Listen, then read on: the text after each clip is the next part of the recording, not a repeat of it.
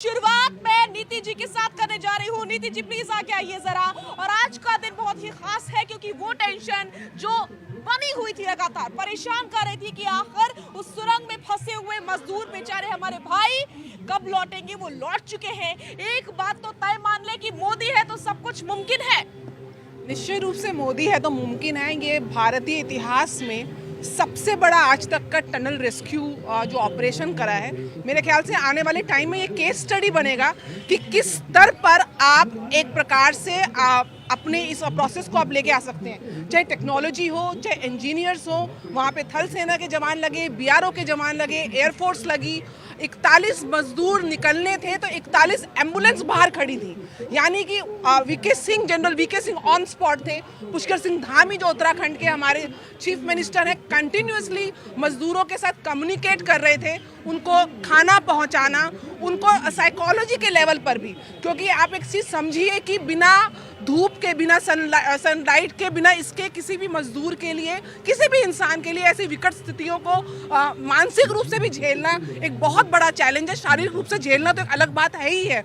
उसके बाद कैसे उनको मोटिवेट किया गया, गेम्स, प्लेइंग कार्ड्स प्रोवाइड कराए गए, खाना प्रोवाइड किया गया, कंटिन्यूअस उनके साथ कम्युनिकेशन। बीएसएनएल की एक प्राइवेट लाइन उनके लिए लगा दी ताकि वो अपने परिवारजनों से बात करते रहें, उनको मोटिवेट करते रहें। आज तो रिपोर्ट ये आई है कि 41 से 41 मजदूर इतने दिनों के बाद, 16-17 दिन विकट स्थितियों के बाद पूर्ण रूप से स्वस्थ हैं।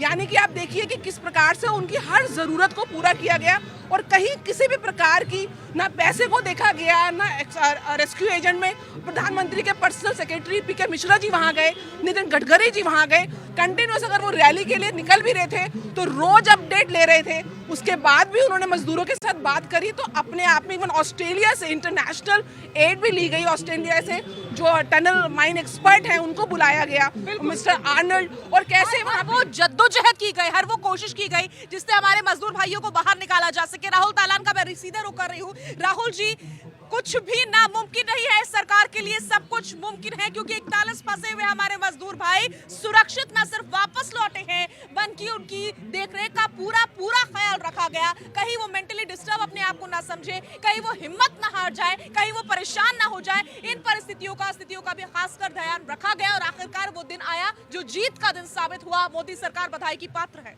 बिल्कुल, देखिए ये हौसलों की उड़ान थी उन लोगों की जो अंदर, उन श्रमिक भाइयों की जो अंदर उस टनल में फंसे हुए थे, उन रेट माइनर्स की जो उनको वहाँ खोद के उनको निकाल रहे थे, और उन प्रशासन के अधिकारियों की जो वहाँ लगातार डटे हुए थे, सेना के जवान, एनडीआरएफ के जवान और मुख्यमंत्री वहाँ के उत्तराखंड के और प्रधानमंत्री जो लगातार उनसे बात कर रहे हैं और उस चीज़ के ऑपरेशन पे नज़र रख रहे हैं। देखिए इस देश ने ये भी देखा है कि जब से मोदी सरकार आई है कई सारे ऐसे ऑपरेशन किए गए हैं, जैसे यमन से निकाला गया था भारतीयों को, फिर यूक्रेन से निकाला गया है भारतीयों को। तो ये सरकार ने ये दिखाया है कि सरकार बहुत मजबूत है और ऐसे सारे ऑपरेशन के लिए तैयार है बिल्कुल। और भारत ने ये अपनी, देखिए इसको आप ऐसे भी देखिए कि मैं हौसलों की उड़ान इसको इसलिए बोल रहा हूँ क्योंकि जब वो मशीन, ऑगर जो मशीन थी उसका ब्लेड टूट गया तो रेट माइनर्स लेके आए और रेट माइनर्स लाके और उनको फिर निकाला गया। और ये बहुत सक्सेसफुल ऑपरेशन रहा है भारत के लिए। और मैंने ये देखा है इंटरनेशनल मीडिया में इसकी चर्चा हुई है। कोई द गार्जियन मैंने देखा, आज मैंने न्यूयॉर्क टाइम्स देखा, वॉशिंगटन देखा, हर जगह इसकी चर्चा है कि भारत ने कैसे मशीन को मात देके हौसलों से इस लड़ाई को जीता है। बिल्कुल बिल्कुल बिल्कुल, बड़ी बात आसिफ साहब। आज तो मैं सुनना चाहती हूँ कि आप तारीफ कर दीजिए, आप भी कह दीजिए कि मोदी है तो मुमकिन है, क्योंकि सफलता ही कुछ इस प्रकार की है कि सिर्फ देश के लोग ही नहीं, देश का मीडिया ही नहीं, बल्कि विदेशी भी यही कह रहे हैं। मैडम, देश की 140 करोड़ आबादी, उन सबके साथ ही दुआ कर रही थी। मजदूरों को जो फंस गए थे हमारे भाई, उनके सब दुआओं का नतीजा है जो हमारे मजदूर, जो लोग वहाँ पे काम कर रहे थे, किस तरीके से कठिन परिस्थिति में उन्होंने काम किया और उन मजदूरों को बाहर लेके आए। तो ये तो मुमकिन सरकार के लिए हर तरीके से है। सरकार जो भी होती वो खड़े होकर, बहुत सारे ऐसे मामला पहले हुए, हर सरकार ने अपने टाइम के अंदर काम किए। मोदी जी है, मुमकिन है वाकई, जिस तरीके टनल से बाहर आए। जब हम 3 विकेट गिरा चुके थे और मोदी जी ग्राउंड के अंदर गए और टीम हार गई, मोदी है तो मुमकिन है, हमने मुमकिन है मोदी तो। और मोदी जी जादू कर दे क्या? नहीं, आप कह रही जादू किया, मैं थोड़ा कह रहा हूँ। हम कह रहे हैं 140 करोड़ जनता ने दुआएं की, जिन लोगों ने मजदूरों को बाहर निकालने की, हर संस्था ने हमारे काम किया, सबका योगदान है। 40 मजदूर किसी भी हालत में सुरक्षित बाहर निकाल लिए जाते हैं, इसके लिए आप तारीफ नहीं करेंगे किसकी करें? तबकि हम कहते हैं तारीफ कर रहे हैं, आपको लग रहा है तारीफ नहीं हो रही, कैसे तारीफ करें? ठीक है, और कैसे करें बताइए ना। देखिए साजिया जी, इसमें कोई शक नहीं है कि मोदी है तो मुमकिन है। ये मुमकिन सिर्फ 41 मजदूरों के साथ नहीं हुआ है, ये मुमकिन हुआ जिस समय यूक्रेन में हमारे स्टूडेंट फंसे हुए थे। याद कीजिए वो दिन, पाकिस्तान के नौजवान भी हिंदुस्तान का झंडा लेकर जब आगे जाते थे तो उनको कोई नहीं रोकता था, क्योंकि ये मोदी का डर था, ये मोदी का झंडा गड़ा हुआ था, ये मोदी की शान थी।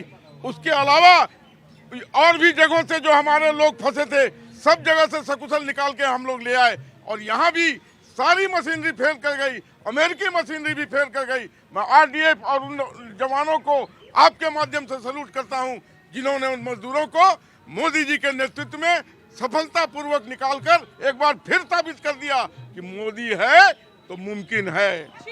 ठीक है सेठी जी।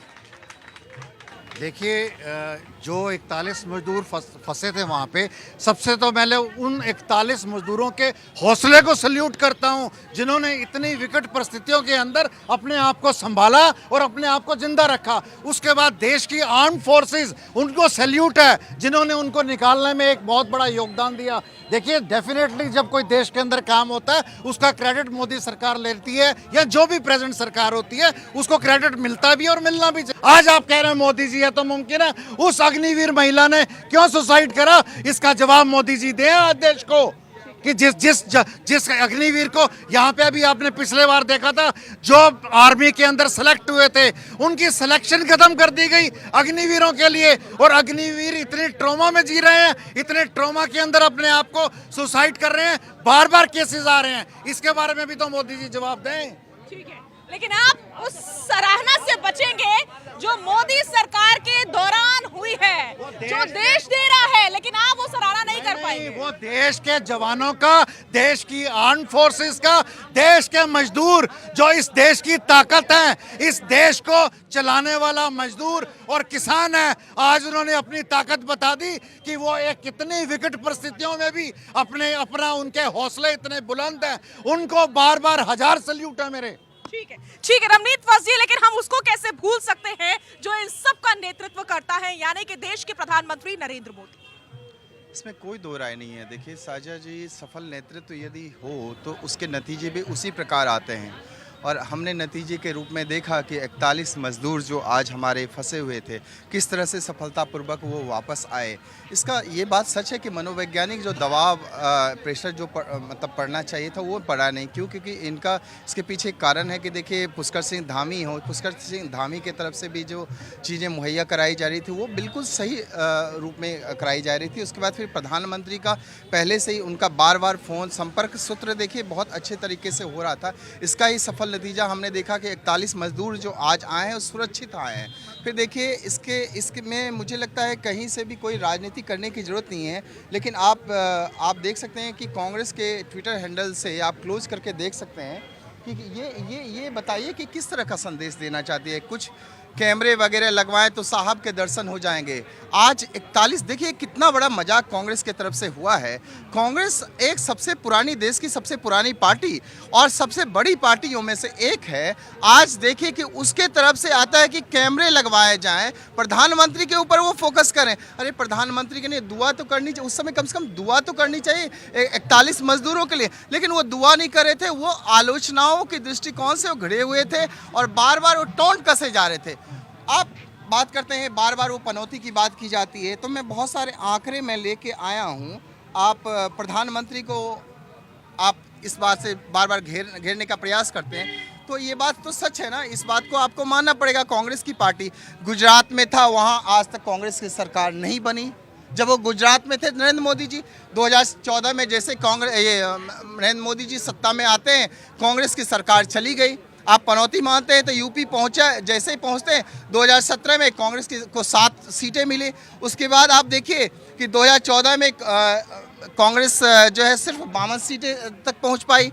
इसके बाद देखिए आप भी कह रहे हैं कि पनौती कांग्रेस के लिए है। देखिए हाँ बिल्कुल, अमेठी में जैसे ही इसलिए घबराई कांग्रेस गाने गा रही है। सुनिए, अमेठी में जैसे ही पहुंचते हैं राहुल बाबा वायनाड पहुंच जाते हैं, नॉर्थ से साउथ पहुंच जाते हैं, तो ये कांग्रेस के लिए पनौती है नरेंद्र मोदी जी, ना कि देश के लिए। यदि देश के लिए पनौती होते आपने तो 10वीं पनौती मान लिया, अर्थव्यवस्था देश के से प्रधानमंत्री 5वीं नरेंद्र मोदी को अर्थव्यवस्था माना आपने, आज इसीलिए देश आप नहीं पनौती का होता।